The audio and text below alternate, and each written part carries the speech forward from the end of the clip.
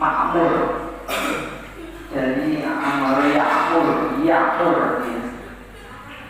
Takmir itu sebenarnya juga seakar kata dengan memakmurkan.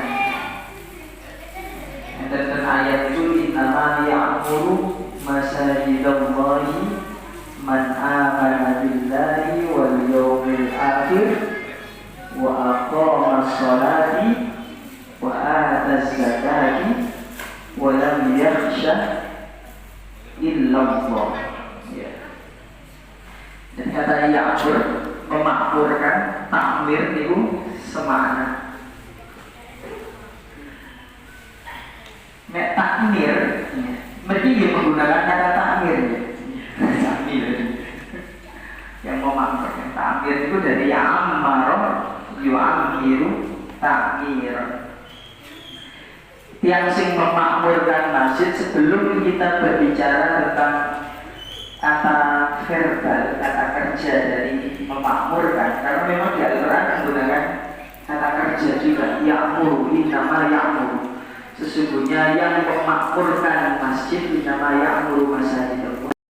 Di masjid niku sebagai tempat yang menjadi media yang mendekatkan dan media paling dekat antara hamba dengan Tuhannya.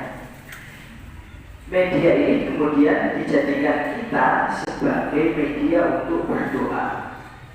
Mungkin hadis dalam riwayat Muslim itu ketika menjelaskan tentang seseorang yang paling dekat dengan Tuhannya itu adalah seseorang yang berada atau yang sedang bersujud. Aqrabu ma yakunul 'abdu min rabbih wa huwa sajidun fa akhiru ad-du'a. Yang paling dekat antara seorang hamba dengan Tuhannya itu adalah ketika seorang hamba dalam kondisi sajid, dalam kondisi sujud. Dan sujud ini maka ya, masjid ini. Kalau yang sedang di rumah berarti itu masjid yang fil lughah. Kalau masjid fil istilah ya masjid ini kan. Kalau masjid fil lughah di dalam bahasa maka dimanapun jenengan sujud itu juga dinamakan masjid. Tapi fil istilah ayat syarak gini masjid.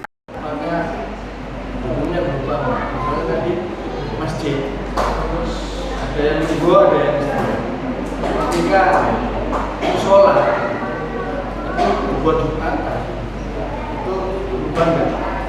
Satu, kedua, kalau kita di kantor itu gedung lantai 2 itu dibuat itu Jumat.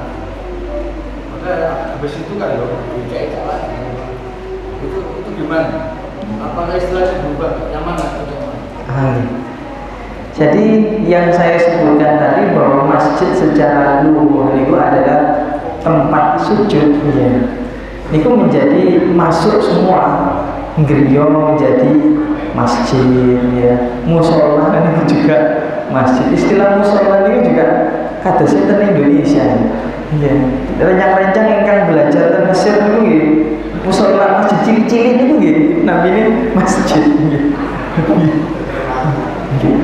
Dan ketika musamma bil masjid meskipun lughatan ya sebenarnya hukmuha kahukmil masjid ya, hanya saja mungkin ketika dalam konteks tertentu niku mboten nenten tempat lintu niki tempat sujud darurat kasus perkantoran itu sebenarnya tadi jenengan ya lantai 2 kayak masjid ya, saat itu ya, dihukumi sebagai masjid ya.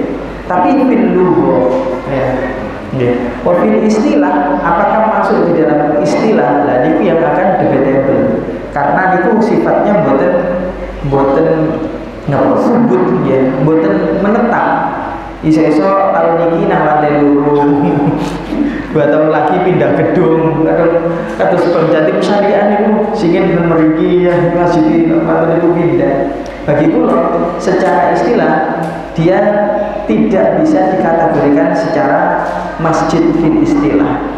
Apa kaitannya dengan hukum? Salah satu hukum yang melekat di dalam masjid ketika dia sudah masuk fi syar'i wa fil istilah, jenengan menentok ya niku pun dihukumi ibadah. namanya itikaf. Doa meskipun secara luar itu tempat sujud, kan biasanya gedung-gedung yang desain lama itu memberikan ruang untuk musola kecil ya. Ini desain lama, desain baru saat ini buatannya enten. Gitu kan termasuk desain lama tahun 70-an. Enten buat musola. Meskipun secara luar itu dikategorikan sebagai masjid, tapi tidak bisa dihukumi masjid fil istilah. Artinya kalau itikaf dulu ya bukan angsa, ya bukan ibadah. Sama seperti yang di ruang-ruang perkantoran. Kirim jawab. Enten maling? Terakhir ya tadi. Pribun kalau mana ten kami mau. Gih, monggo Bapak.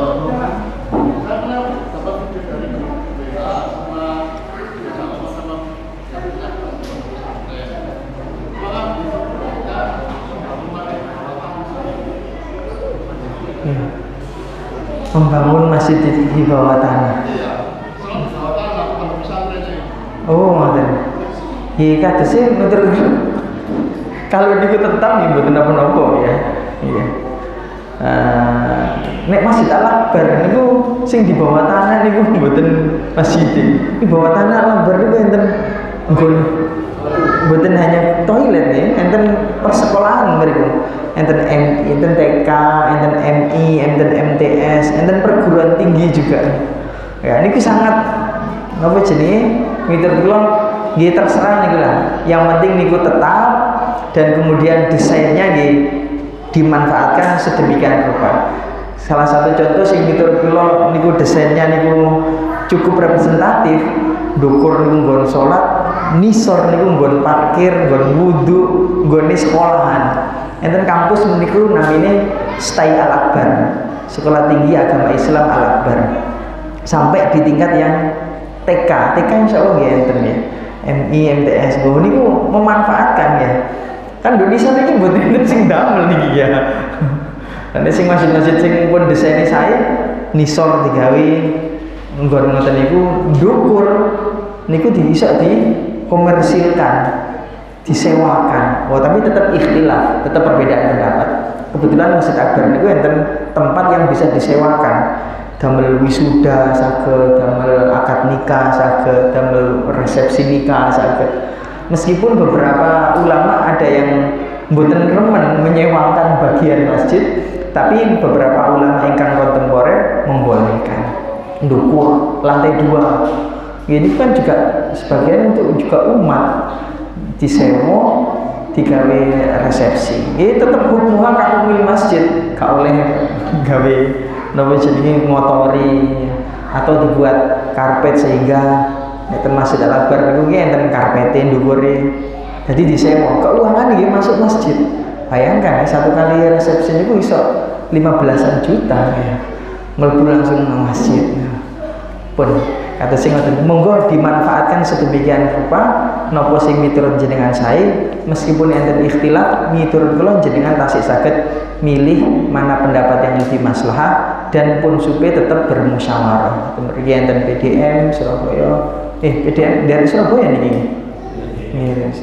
Monggo diskusi kali enten majelis tarjih dan tajdid. Kebetulan Pak Toat niku ketua majelis tarjih dan tajdid PDM Kota Surabaya. Monggo diskusikan ini ya. Sampun cekak. Mungkin enten guna ada kali manfaat. Sing mungkin mau ngedi napa?